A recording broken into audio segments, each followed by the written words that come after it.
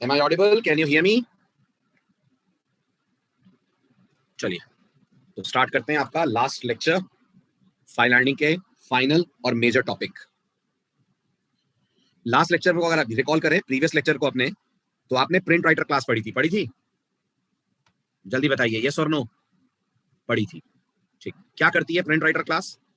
File में data right करती है ना? गुड। और आपको कन्वर्जन नहीं करना पड़ता, यही फायदा है ना उसका। एज अ प्रोग्रामर आपको कन्वर्जन करने की जरूरत नहीं पड़ती है। Very good. But print writer के साथ एक बहुत बड़ी टेक्निकल प्रॉब्लम है। क्या प्रॉब्लम है? वो प्रॉब्लम आपको इस कोड को देखकर समझनी है। क्या बता सकते हैं ये कोड क्या कर रहा है?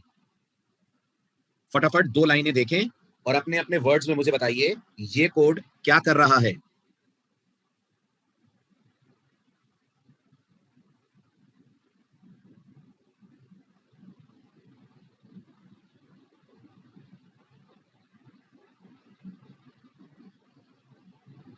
बहुत बढ़िया शुभम। math.txt फाइल में पाई की वैल्यू राइट कर रहा है, बिल्कुल सही। अब शुभम ये बताइए, ये जो पाई है ये किस डेटा टाइप का वेरिएबल है? इसकी डेटा टाइप क्या है पाइथन में, सॉरी जावा में? जावा में इसकी डेटा टाइप क्या है? What is the data type of pi? Double है, वेरी गुड। और जावा में डबल कितने बाइट्स का होता है? What is the size of a double in Java?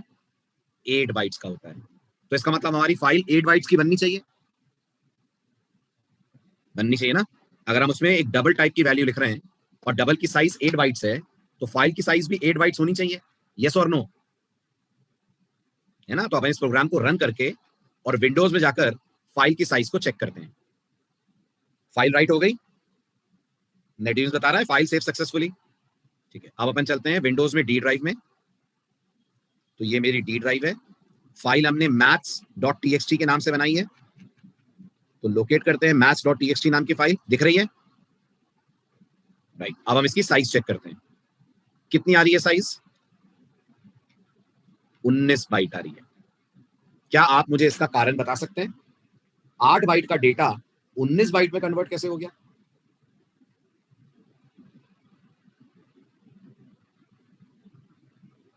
No idea? समझिए इसका रीजन क्या है। इसका रीजन ये है कि जो प्रिंट राइटर क्लास है, ये जब डेटा फाइल में राइट करती है, ध्यान से सुनना, ये जब फाइल में डेटा राइट करती है तो आपको लग रहा है ये पाई को एज अ डबल लिख रही है, बट ये इसे लिखने से पहले कन्वर्ट कर देती है इनटू अ स्ट्रिंग। कुछ दिमाग चला? जल्दी बोलिए, चला? अब अगर ये स्ट्रिंग में कन्वर्ट हो जाएगा तो आप मानते हैं पर कैरेक्टर 1 बाइट लेगा, एक एक कैरेक्टर इसका 1 बाइट कंज्यूम करेगा। अब आप जरा फाइल की साइज को फाइल के कंटेंट्स के साथ कंपेयर कीजिए, तो आपको पता चलेगा 19 बाइट कैसे आई। 3 कितने बाइट का? जल्दी बोलो। 1 बाइट। डॉट कितने बाइट? 1 बाइट। तो ऐसे गिनते चलो, 1 2 3 4 5 6 7 8 9 10 11 12 13 14 15 16 17 17 कैरेक्टर हैं। और आपने प्रिंट एलन यूज करा है। जब प्रिंट एलन यूज करेंगे तो वो लास्ट में एक बैकस्लैश एन डालेगा, राइट। बैकस्लैश एन डालेगा क्या बैकस्लैश आर बैकस्लैश एन डालेगा? फाइल में हमेशा बैकस्लैश आर बैकस्लैश एन जाता है न्यू लाइन के लिए। तो 2 बाइट इनकी हो गई, 17 बाइट इसकी हो गई। कितना हो गया? 17 प्लस 2, फाइल की साइज हो गई 19 बाइट। इसका मतलब हमें प्रिंट राइटर बड़ी अच्छी लगी थी लास्ट लेक्चर में क्लास, क्योंकि हमारे लिए बहुत इजी वे में फाइल में डेटा राइट कर रही थी। लेकिन आज पता चल रहा है कि अगर प्रिंट राइटर से आपने कोई भी वैल्यू राइट करवाई तो प्रिंट राइटर उससे पहले स्ट्रिंग में कन्वर्ट करती है और फिर फाइल के अंदर राइट करती है, जिस कारण से फाइल की साइज बढ़ जाती है ना। एक नुकसान तो ये है। दूसरा नुकसान, इमेजिन करिए आपने पाई ना लिखवाकर किसी की अकाउंट आईडी लिखवाई होती, या किसी का क्रेडिट कार्ड का नंबर लिखवाया होता, या कोई ओटीपी लिखवाया होता, ओटीपी, तो आप मानते हैं ये डेटा बहुत आराम से रीडेबल होता, जैसे हम पाई को पढ़ पा रहे हैं नोटपैड खोल के। कोई भी इस डेटा को आराम से पढ़ लेता। मतलब आप मानते हो डेटा सिक्योर नहीं है। ये प्रिंट राइटर के साथ 2 दिक्कतें, 2 समस्याएं हैं। Are you understanding this? Print writer के साथ क्या प्रॉब्लम है? Very good. इसलिए आप प्रिंट राइटर को छोटा मोटा डेटा लिखने के लिए यूज करिए, या नॉन सेंसिटिव इंफॉर्मेशन लिखने के लिए यूज करिए। आप इसे कभी यूज नहीं कर सकते हैं for writing sensitive data. Are you understanding this point? Very good. अब जावा कहती है अगर आप चाहते हो डेटा एग्जैक्टली उतने ही साइज का हो जितने का वो मेमोरी में, अगर आप चाहते हो डेटा को कोई भी नोटपैड के थ्रू ना पढ़ पाए, तो फिर जावा कहती है आप टेक्स्ट मोड को छोड़कर शिफ्ट हो जाइए बाइनरी मोड पे। मतलब जो आप पिछले 2 दिन से पढ़ रहे थे वो text mode of file handling था। समझ आ रही है बात? उसमें डेटा फाइल में राइट करते हो, लेकिन डेटा राइट करते हो आप बाइनरी मोड में, सॉरी टेक्स्ट मोड में, कैरेक्टर फॉर्म में। आज आप पहली बार पढ़ेंगे डेटा फाइल में बाइनरी मोड में राइट कैसे होता है। बाइनरी मोड का मतलब समझ रहे हैं? बाइनरी मोड का मतलब in the form of zeros and ones, यानी एग्जैक्टली उसी फॉर्म में जैसे डेटा रैम में रहता है। हाँ या ना? है ना? तो बाइनरी मोड के कितने फायदे? बाइनरी मोड के 2 फायदे। पहला फायदा, file size is equal to size of the data written. मानते हैं? अगर आप डबल लिखेंगे तो चाहे कितने भी डिजिट लिखें फाइल 8 ही बाइट की बनेगी। अगर आप इंटीजर लिखेंगे तो फाइल कितने बाइट की बनेगी? 4 बाइट की बनेगी। करेक्ट? पहला फायदा। दूसरा फायदा, डेटा ऑटोमेटिकली एनक्रिप्ट हो जाता है। क्यों एनक्रिप्ट हो जाता है? दिमाग लगाइए। क्योंकि डेटा जब बाइनरी फॉर्म में लिखा जाएगा तो नोटपैड तो उसे पढ़ ही नहीं पाएगा ना, क्योंकि नोटपैड बाइनरी डेटा थोड़ी समझता है। नोटपैड के थोड़ी समझ में आता है बाइनरी वैल्यूज क्या है। आ रही है बात समझ? इसलिए जब हम बल्कि डेटा लिखते हैं, जब हम सेंसिटिव डेटा लिखते हैं, तो जावा स्ट्रांगली रिकमेंड करती है कि हम बाइनरी मोड यूज करा करें। इंट्रोडक्शन क्लियर हुआ? ठीक है, आप ध्यान दीजिए। बाइनरी मोड में फाइल हैंडलिंग करने के लिए आपने जितनी क्लासेस अभी तक पढ़ी हैं, सारी क्लासेस आपकी अब बदल जाएंगी। यानी अब ना यूज होगी फाइल राइटर, ना यूज होगी फाइल रीडर, ना बफर्ड राइटर, ना प्रिंट राइटर, कुछ भी यूज नहीं होगा। अब कौन सी क्लासेस यूज होंगी? अब वो क्लासेस यूज होंगी जिनका नाम स्ट्रीम वर्ड से एंड होता है। और इनमें अभी हम शुरुआत कर रहे हैं 2 क्लासेस से। एक का नाम है डेटा आउटपुट स्ट्रीम और एक का नाम थोड़ा सा नीचे देखिए तो दिखेगा इस फाइल में, दूसरी का नाम है डेटा इनपुट स्ट्रीम। दिखा? राइट? इन दोनों क्लासेस की क्या खास बात है? Any cases? ये दोनों क्लासेस हर तरीके का डेटा लिखती हैं। ठीक है, ऑफ कोर्स लिखती डेटा आउटपुट स्ट्रीम है, पढ़ने का काम डेटा इनपुट स्ट्रीम करती है। तो ये हैंडल कर सकती हैं एनी डेटा टाइप। राइट? और जो डेटा ये रीड राइट करती हैं, गौर करिएगा, वो ऑटोमेटिकली एनक्रिप्टेड होता है। समझ आ रहा है? ठीक। अब बात करते हैं डेटा आउटपुट स्ट्रीम का ऑब्जेक्ट कैसे बनाएंगे। डेटा आउटपुट स्ट्रीम का ऑब्जेक्ट वैसे ही बनाएंगे जैसे लास्ट लेक्चर में आपने बफर्ड रीडर का बनाया था। याद है कैसे बनाया था? बफर्ड रीडर का ऑब्जेक्ट कैसे बनाया था, याद है?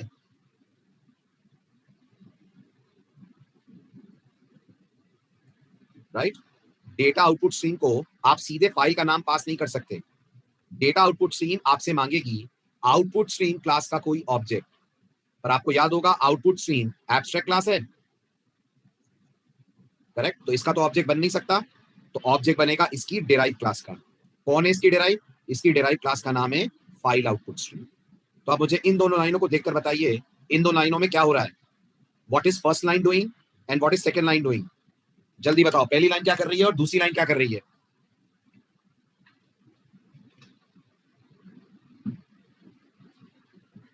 जल्दी जल्दी जवाब दें। पहली लाइन क्या कर रही है और दूसरी लाइन क्या कर रही है?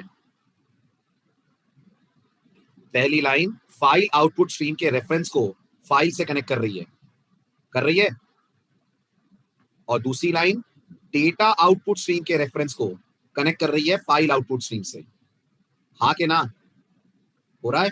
तो डेटा आउटपुट स्ट्रीम कनेक्ट हो रहा है फाइल आउटपुट स्ट्रीम से, फाइल आउटपुट स्ट्रीम कनेक्टेड है फाइल से। तो इसका मतलब हम डेटा आउटपुट स्ट्रीम के थ्रू जो भी लिखेंगे वो फाइल में जाएगा। बिल्कुल। अब रिकॉल करिए, लास्ट टाइम जब आप फाइल हैंडलिंग पढ़ रहे थे तब आपके पास सिर्फ फाइल में स्ट्रिंग लिखवाने के मेथड थे। यस और नो? है ना? इस बार चेक करिए, हर डेटा टाइप का अलग मेथड आपको दिख रहा होगा। दिख रहा है? हर डेटा टाइप को राइट करने का अलग मेथड आपको दिखेगा। दिख रहा है? राइट इंट क्या करेगा ये गेस करिए। ये फाइल में इंटीजर राइट करेगा। कितने byte? 4 byte. Right? Write float ये क्या करेगा? ये फाइल में फ्लोट को राइट करेगा। कितने बाइट? 4 बाइट।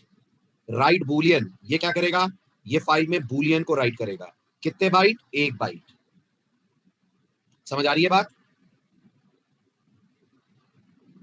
तो आपको एक और चीज पता चलेगी आज, अगर आप दिमाग दौड़ाएं तो जावा में इस तरीके से हम ये भी पता कर सकते हैं ना कौन सी डेटा टाइप कितने बाइट्स की है। ये जावा का इंटरव्यू क्वेश्चन था कि जावा में आप कैसे प्रूव करोगे कि इंटीजर 4 बाइट का ही होता है, क्योंकि अगर आपको सी लैंग्वेज याद हो तो सी लैंग्वेज में साइज ऑफ होता है, होता है। जावा में ऐसा साइज ऑफ होता है कि नहीं? जावा में साइज ऑफ नाम का कोई ऑपरेटर कीवर्ड पढ़ा आपने? नहीं होता है। तो एज अ जावा डेवलपर आप किसी के सामने कैसे प्रूव करोगे कि इंटीजर 4 बाइट का होता है? तो इसका एक ही तरीका है, इंटीजर बनाओ, फाइल में राइट करवा दो और फाइल की साइज चेक कर लो। जो इंटीजर की साइज होगी एग्जैक्टली वही फाइल की साइज होगी। Are you getting this?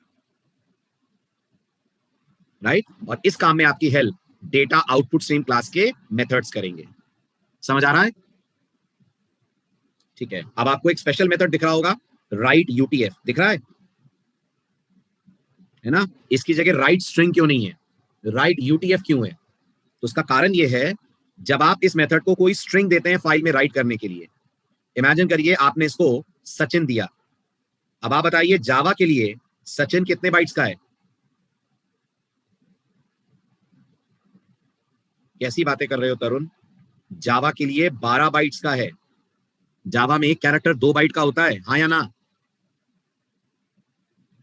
जावा में एक कैरेक्टर 1 बाइट का थोड़ी ना होता है, 2 बाइट का होता है ना?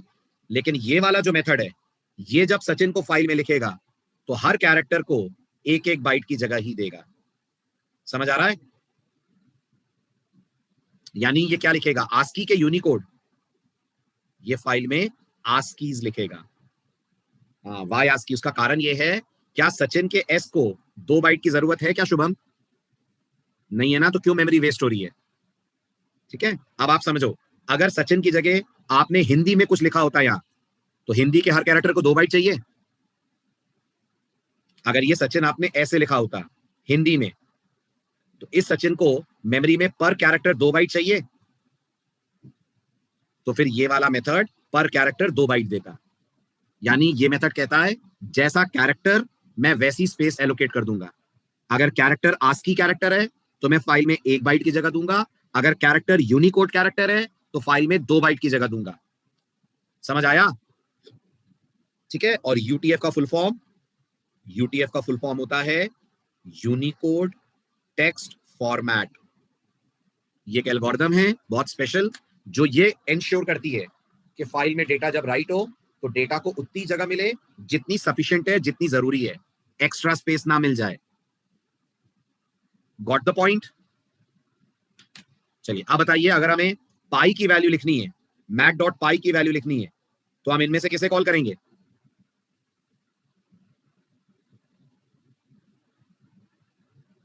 जल्दी जल्दी बोलो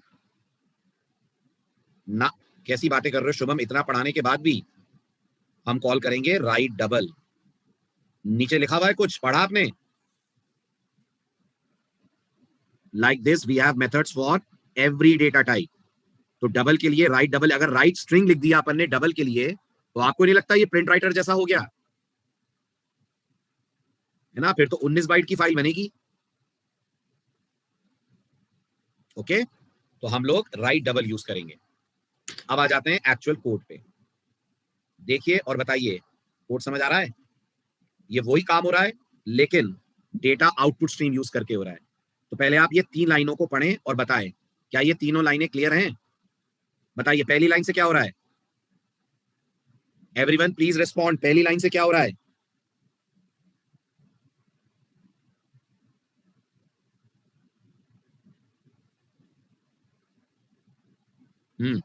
डेटा आउटपुट स्ट्रीम का ऑब्जेक्ट इस फाइल से कनेक्ट हो रहा है, हो रहा है?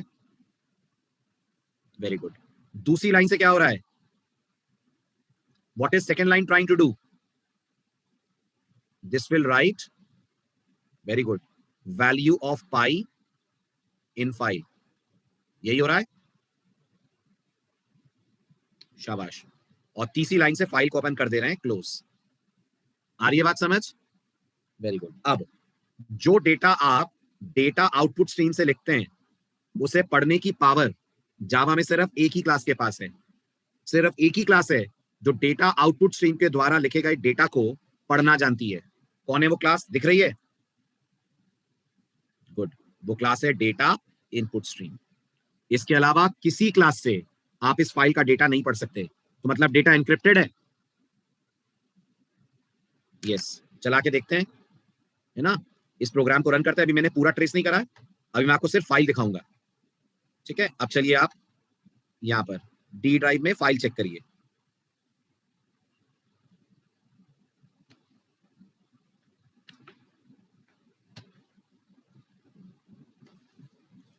maths2.txt को सर्च करते हैं और उसकी साइज ढूंढते हैं। ये रही maths2, चेक करिए जरा कितनी साइज आ रही है। 8 बाइट्स आनी भी चाहिए, 8 बाइट्स ना, सही बोल रहा हूं, 8 बाइट्स ही आनी चाहिए, क्योंकि आपने पाई लिखवाया है, पाई की डेटा टाइप डबल है, और देखिए इससे साबित हो गया कि डबल 8 बाइट का होता है, राइट। अब आप इस फाइल के कंटेंट्स पढ़िए, तो आपको बिल्कुल समझ नहीं आएगा क्या लिखा है। समझ आ रहा है कि ये पाई है? नहीं आ रहा है, क्यों? क्योंकि डेटा एनक्रिप्टेड है और नोटपैड के पास इसे डिक्रिप्ट करने की पावर नहीं है। समझ आ रही है? ठीक, आप कैसे पढ़ेंगे इस फाइल को? तो जैसा मैंने कहा, इसे कोई नहीं पढ़ सकता सिवाय प्रोग्रामर के, सिवाय डेटा इनपुट स्ट्रीम क्लास के। Are you getting this? तो अब हमने डेटा इनपुट स्ट्रीम का ऑब्जेक्ट बनाया, उसे कनेक्ट करा इस पर्टिकुलर फाइल से, maths2.txt से, और वाया डेटा इनपुट स्ट्रीम अपन ने फाइल को रीड करा। अब आप बुद्धि दौड़ाइए, अगर डेटा राइट करने के लिए राइट मेथड्स हैं, तो रीड करने के लिए रीड होंगे। चेक करिए, डेटा रीड करने के लिए आपके पास इंटीजर पढ़ना है तो रीड इंट है, ये कितने बाइट पड़ेगा? ये एक बार में 4 बाइट पड़ेगा, राइट। ऐसे रीड फ्लोट, ये भी 4 पड़ेगा, रीड बूलियन 1 बाइट पड़ेगा, रीड डबल कितने बाइट पड़ेगा? 8 बाइट पड़ेगा, और वही हमने यूज करा है। तो अगर हम अपने कोड की तरफ चले, तो नोटिस करिए, डेटा इनपुट स्ट्रीम का अपन ने ऑब्जेक्ट बनाया, maths2.txt के साथ कनेक्ट करा, और अब उसके थ्रू डेटा रीड करा, तो कॉल करा रीड डबल। बस हमारी एक रिस्पॉन्सिबिलिटी है, हमें ये पता होना चाहिए फाइल में क्या लिखा है। मानते हैं? अगर मैं यार रीड डबल की जगह रीड इंट लिख दूं या रीड फ्लोट लिख दूं, तो आंसर गार्बेज आएगा, नॉनसेंस आएगा, क्योंकि वो सही ढंग से पढ़ ही नहीं पाएगा डेटा। इसलिए बहुत जरूरी है कि डेटा जिस ऑर्डर में लिखा जाए, उसी फाइल के थ्रू उसी ऑर्डर में डेटा रीड भी करा जाए। अगर डबल राइट हुआ है तो डबल रीड भी हो। Is this clear?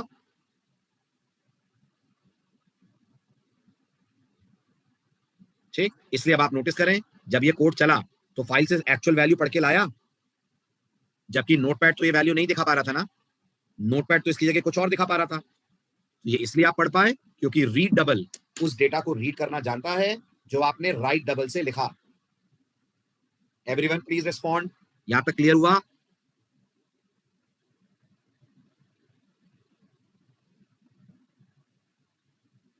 Very good. तो ये हुई बात डेटा को रीड करने की। अब आते हैं नेक्स्ट पॉइंट पे। What is next point? Next point आता है, अभी तो आपने फाइल में सिर्फ एक डबल लिखा है, यस और नो? अब इमेजिन करिए, आपको फाइल में कंप्लीट एम्प्लॉय ऑब्जेक्ट लिखना है। आपके पास एक एम्प्लॉय नाम की क्लास है। नेटबीन्स का फोल्डर मतलब क्या होता है सुमित? नेटबीन्स का फोल्डर क्या होता है?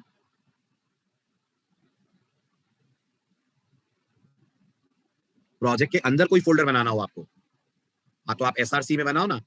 ये जो आपका माई फाइल कोड्स है, यही तो बनेगा आपका फोल्डर। बनाओ सोर्स पैकेज के अंदर। किसका पाथ? कुछ नहीं, सोर्स पैकेज का डायरेक्ट पाथ देंगे फॉरवर्ड स्लैश लगाकर ना, ऐसे थोड़ी देंगे। सोर्स पैकेज सीधे फॉरवर्ड स्लैश लगाकर जो भी आपने फोल्डर बनाया उसका नाम देंगे आप।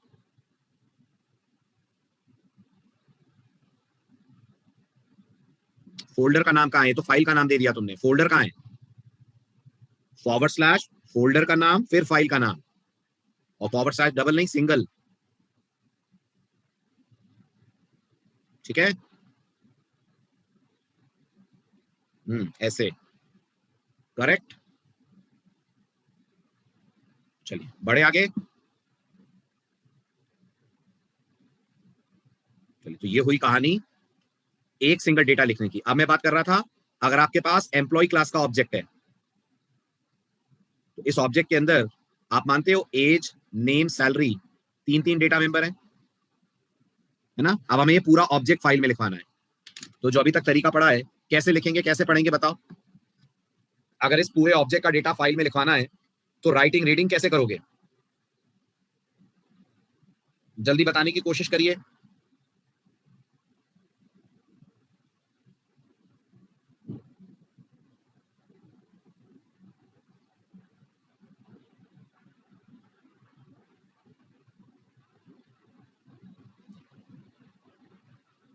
इंटरफेस इंप्लीमेंट करते हैं। हाँ, कौन सा इंटरफेस?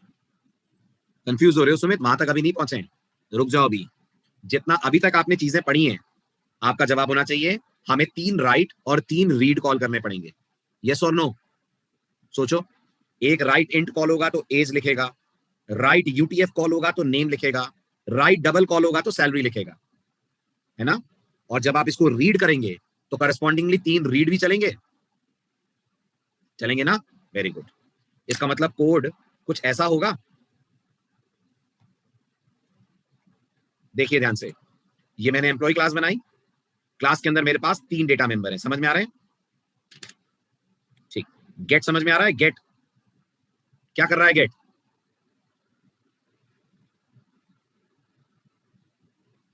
जल्दी बताइए, गेट क्या कर रहा है? इतना सोचना पड़ रहा है गेट के बारे में भी आपको। वेरी गुड, यूजर से इनपुट ले रहा है, परफेक्ट। शो क्या कर रहा है? डेटा शो कर रहा है। अब आप सीधे मेन में आ जाएं, फिर मैं कोड ट्रेस करता हूं। इस लाइन से बताइए क्या होगा, जल्दी जल्दी। इस लाइन से क्या होगा? एम्प्लॉय क्लास का ऑब्जेक्ट क्रिएट होगा। ई डॉट गेट से क्या होगा? इनपुट आ जाएगा। ठीक है, तो ऑब्जेक्ट में डेटा आ गया, आ गया। अब मैं चाहता हूं इस ई के अंदर ये जो एज नेम सैल हैं, इन्हें फाइल के अंदर राइट करा जाए। तो वो कैसे कर रहे हैं? उसके लिए मैंने एक मेथड अपनी क्लास में बनाया है, जिसका नाम दिया है मैंने राइट इन फाइल। ये जावा का मेथड है कि प्रोग्रामर ने बनाया है? प्रोग्रामर का मेथड है, राइट। क्लास हमारी है तो मेथड भी हमारा ही होगा। अब आ जाइए राइट इन फाइल में, ध्यान से देखिए क्या हो रहा है इसके अंदर। पहली 2 लाइनें क्लियर हैं? First 2 lines are clear, right. Extension पे ज्यादा ध्यान मत दीजिएगा कि सर आपने डैट कर दिया है। डैट डेटा फाइल्स का एक्सटेंशन माना जाता है। डैट मतलब डेटा फाइल। तो जब ये स्टेटमेंट क्रिएट होगा, रन होगा, तो इस नाम से एक फाइल बन जाएगी और डी आउट इसको पॉइंट कर लेगा। Is it clear? Very good. अब ये 3 कॉल समझ आ रहे हैं आपको? Right int, right UTF, right double.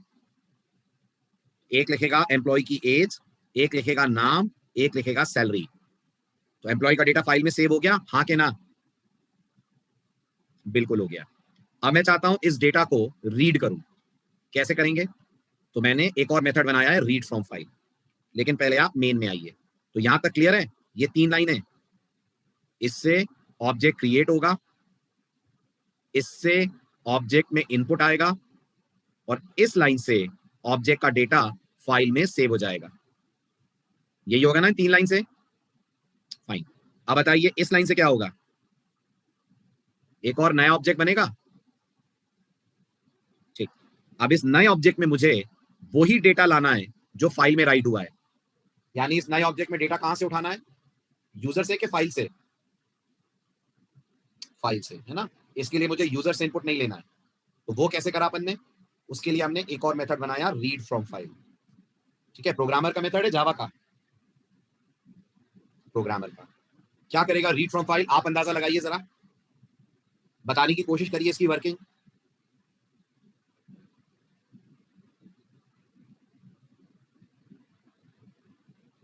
अंदाजा लगाइए ये मेथड क्या करता होगा? Exactly exactly. ये मेथड डेटा इनपुट स्ट्रीम को यूज करेगा, करेगा, राइट। डेटा इनपुट स्ट्रीम के थ्रू इस फाइल को ओपन करेगा, जिसका नाम था emp.dat, और जो इसके अंदर एज, नेम और सैलरी लिखी है, उसे पढ़कर इस ई ऑब्जेक्ट में, एफ ऑब्जेक्ट में कॉपी कर देगा। यही होगा। गुड। कैसे हो रहा है? मेथड बॉडी में जाकर देखते हैं। ये रहा रीड फ्रॉम फाइल का कोड। सबसे पहले अपन ने डेटा इनपुट स्ट्रीम का ऑब्जेक्ट क्रिएट करा, डेटा इनपुट स्ट्रीम के ऑब्जेक्ट को कनेक्ट कर दिया इस पर्टिकुलर फाइल से। अब मैंने रीड इंट कॉल करा तो ये 4 बाइट का डेटा रीड करेगा, ठीक, और वो आ जाएगा एज में। तो फाइल की शुरुआत की 4 बाइट्स में एज ही लिखी गई थी क्या? फाइल की इनिशियल 4 बाइट्स में एज ही राइट हुई है, बिल्कुल।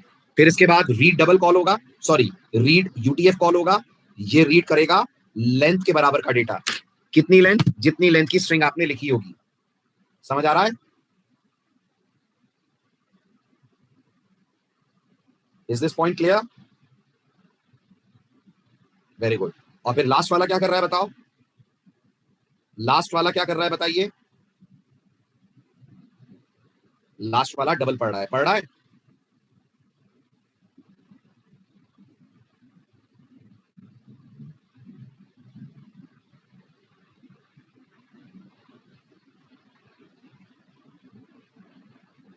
Is it clear? Very good, perfect. ठीक, तो टोटल कितने मेथड राइट और रीड में लग गए? हाँ तरुण, बहुत अच्छा क्वेश्चन है। अगर ऑर्डर बदल गया तो डेटा करप्ट हो जाएगा। तरुण समझ रहे हो?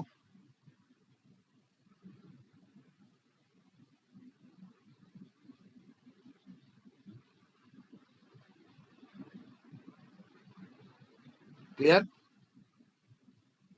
समझ आ रही है बात? बढ़ूं आगे?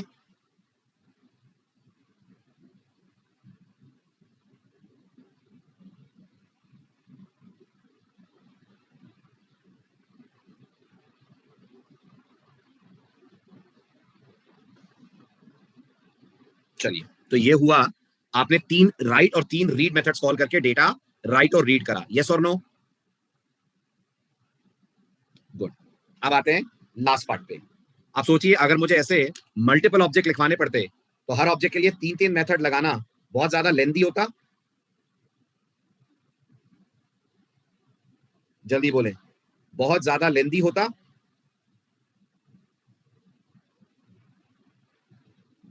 राइट? इसी काम को अगर आप सिंप्लीफाई करना चाहते हैं तो जावा फिर आपको लास्ट प्रोविजन देती है।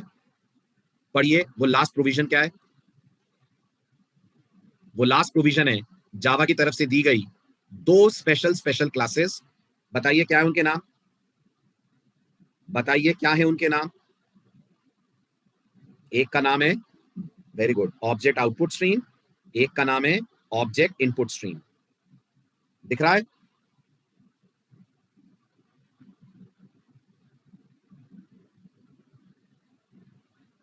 Very good. अब बात करते हैं ऑब्जेक्ट आउटपुट स्ट्रीम और ऑब्जेक्ट इनपुट स्ट्रीम के पास स्पेशल मेथड्स कौन से हैं। तो नोटिस करिए, ऑब्जेक्ट आउटपुट स्ट्रीम अपन को मेथड देती है राइट ऑब्जेक्ट। अभी तक आपके पास राइट इंट था, राइट डबल था। अब देख रहे हैं मेथड किस नाम से? मेथड है by the name of write object. क्या लेता है as an argument? Complete object लेता है। तो अगर मुझे एम्प्लॉय की इंफॉर्मेशन फाइल में सेव करानी है तो मैं पूरा एम्प्लॉय ऑब्जेक्ट पास कर सकता हूं? बिल्कुल कर सकता हूं। तो कितनी बार कॉल करना पड़ेगा राइट ऑब्जेक्ट? जल्दी बताइए, कितनी बार कॉल करना पड़ेगा राइट ऑब्जेक्ट? शाबाश, सिर्फ एक बार कॉल करना पड़ेगा, चाहे ऑब्जेक्ट में कितना भी डेटा हो। चाहे ऑब्जेक्ट में कितना भी डेटा हो, बिल्कुल, चाहे ऑब्जेक्ट में कितना भी डेटा हो।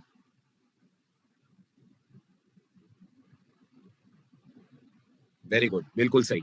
ठीक है, और राइट ऑब्जेक्ट से जो डेटा राइट होगा उसे रीड कौन कर पाएगा? As you can expect, guess, उसे रीड ऑब्जेक्ट कर पाएगा। ठीक है, रीड ऑब्जेक्ट किसका मेथड लग रहा है आपको? रीड ऑब्जेक्ट किसका मेथड लग रहा है? रीड ऑब्जेक्ट मेथड है ऑब्जेक्ट इनपुट स्ट्रीम का है। Very good, perfect. ठीक है, अब एक छोटी सी प्रॉब्लम है। अगर आप राइट ऑब्जेक्ट मेथड को यूज करते हैं तो एक छोटी सी प्रॉब्लम है। ठीक है, प्रॉब्लम समझने के लिए अपन प्रैक्टिकल पे चलते हैं। सबसे पहले आप क्लास को ऑब्जर्व कीजिए। जो क्लास मेरी दिख रही है सिंपल है, माई एमपी क्लास का नाम है। क्लास में 3 डेटा मेंबर है, 2 मेथड है गेट और शो, है ना। अब क्योंकि मैं डायरेक्ट राइट ऑब्जेक्ट कॉल करूंगा तो मैंने क्लास के अंदर कोई मेथड नहीं बनाया राइट एंड फाइल जैसा, तो अब मेन से कॉल हो जाएगा ना राइट ऑब्जेक्ट। और मेन से कॉल हो जाएगा रीड ऑब्जेक्ट। तो मैं इस कोड को रन करता हूं। पहले आप मेन वाला पार्ट समझ लीजिए। मैंने ऑब्जेक्ट आउटपुट स्ट्रीम का ऑब्जेक्ट बनाकर उसे फाइल से कनेक्ट करा। उससे पहले मैंने ऑलरेडी ईएमपी का ऑब्जेक्ट बना लिया है और यूजर से इसमें डेटा भी ले लिया है। अब मैं इस ई को राइट ऑब्जेक्ट को पास कर रहा हूं।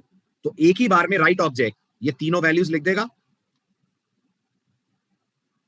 है ना। उसके बाद मैंने फिर माई ईएमपी का सेकेंड ऑब्जेक्ट बनाया एफ, और ऑब्जेक्ट इनपुट स्ट्रीम के थ्रू ऑब्जेक्ट क्रिएट करके फाइल से कनेक्ट करा और इसका कॉल करा मैंने रीड ऑब्जेक्ट नाम का मेथड। तो रीड ऑब्जेक्ट फाइल से एक बार में एक ऑब्जेक्ट पूरा पूरा पिक करेगा और किस में लाकर स्टोर कर देगा? वेरी गुड, लाकर स्टोर कर देगा एफ में। कोड देखने में बिल्कुल परफेक्ट लग रहा है, बिल्कुल देखने में बिल्कुल परफेक्ट लग रहा है, कहीं कोई प्रॉब्लम नहीं है, ठीक है। लेकिन जैसे ही इस कोड को आप रन करेंगे ये थ्रो करेगा एक्सेप्शन। देखिएगा, मैंने एज पास करी 21, नाम पास करा नीरज, सैलरी पास करी 50,000.0। डेटा राइट हो जाना चाहिए ना। अपन ने एंटर स्ट्राइक करा और स्क्रीन पे एक एक्सेप्शन आ रही है। क्या आप उस एक्सेप्शन का नाम बता सकते हैं क्या है?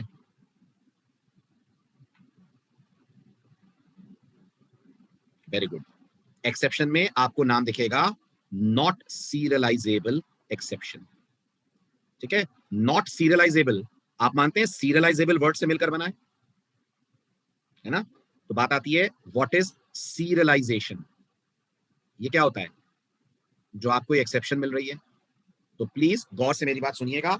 एडवांस जावा की तरफ अगर आप आते हैं तो ये वर्ड कई बार सुनने को मिलेगा। So what is serialization? Java कहती है जब आप किसी भी ऑब्जेक्ट को फाइल में राइट करते हैं या नेटवर्क पे सेंड करते हैं, जब भी आप किसी भी ऑब्जेक्ट को फाइल में राइट करते हैं या नेटवर्क पे सेंड करते हैं, तो जावा इसे पहले बाइट्स में कन्वर्ट करती है। करती होगी ना, क्योंकि डेटा बाइनरी फॉर्म में जाना है। ओके, जावा की तरफ से इस ऑब्जेक्ट का डेटा बाइट में कन्वर्ट करना और फिर फाइल में या नेटवर्क पे भेजना कहलाता है सीरियलाइजेशन। आई रिपीट, जावा की तरफ से, ये सब स्लाइड्स में है, आपसे सुनते चलिए। जावा की तरफ से किसी ऑब्जेक्ट का डेटा फाइल में राइट करना या नेटवर्क पे सेंड करना जावा की वोकैबुलरी में कहलाता है कि आप ऑब्जेक्ट को सीरियलाइज कर रहे हैं। तो अगर आप मेरी बात समझ पा रहे हैं तो मुझे बताइए, let me show the code to you.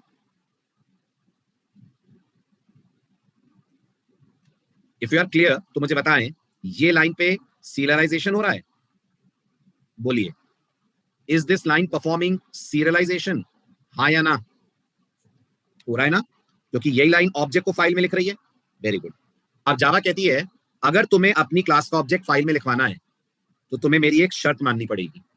Java programmer को कहती है अगर आप चाहते हो आपकी क्लास का ऑब्जेक्ट फाइल में राइट हो तो आपको जावा की एक शर्त, एक कंडीशन माननी पड़ेगी। क्या है वो कंडीशन, क्या है वो शर्त? जावा का कहना है वो कंडीशन या शर्त है, आपने जो क्लास बना रखी है जिसका डेटा आप फाइल में राइट करना चाहते हैं, कौन सी क्लास का डेटा फाइल में राइट करना चाहते हैं अपन? Everyone please tell me. My EMP का डेटा राइट करना चाहते हैं। तो आपकी इस माई ईएमपी को जावा का एक इंटरफेस इंप्लीमेंट करना पड़ेगा। क्या नाम है उस इंटरफेस का? उस इंटरफेस का नाम है सीरियलाइजेबल। कहां से आया ये इंटरफेस? ये इंटरफेस java.io पैकेज से आया है। ऊपर दिख रहा है आपको java.io का इंपोर्ट दिख रहा है? ठीक। अब आपको याद होगा इंटरफेस के मेथड्स तो एब्स्ट्रैक्ट होते हैं ना। जब किसी इंटरफेस को इंप्लीमेंट करते हैं तो मेथड ओवरराइड करने पड़ते हैं ना। लेकिन इस इंटरफेस की एक खास बात है, ये ब्लैंक इंटरफेस है। ब्लैंक समझते हैं? ब्लैंक का मतलब इसकी बॉडी बिल्कुल एम्प्टी है, इसमें कोई नहीं है, कोई मेथड वेथड नहीं है। और ऐसे इंटरफेसेस जो बिल्कुल ब्लैंक होते हैं उन्हें जावा में दो नामों से बुलाया जाता है।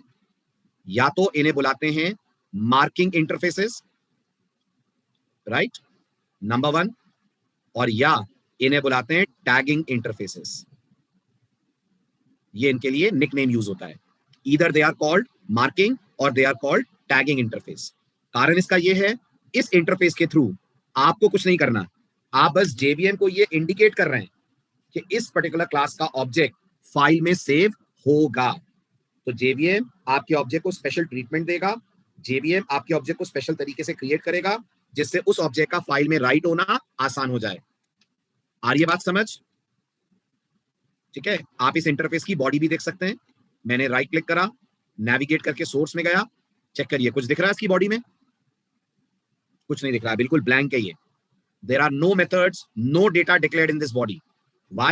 Because the interface is a tagging or marking interface. Is it clear? बस अब अपन ने इंप्लीमेंट नहीं करा हुआ था तो आपको समझ में आ रहा होगा, यही कारण था कि जावा दे रही थी नॉट सीरियलाइजेबल एक्सेप्शन। समझ आया एक्सेप्शन का पर्पस? राइट? तो अगर मैं यहां पे लिख दूं इंप्लीमेंट सीरियलाइजेबल तो अब प्रोग्राम चल जाएगा। हम नहीं बनाते हैं सुमित, ये सारे इंटरफेसेस जेवीएम लेवल पे काम करते हैं और एज अ डेवलपर आप जेवीएम लेवल पे काम नहीं कर सकते हो, इसलिए हम नहीं बनाते हैं ऐसा कोई इंटरफेस।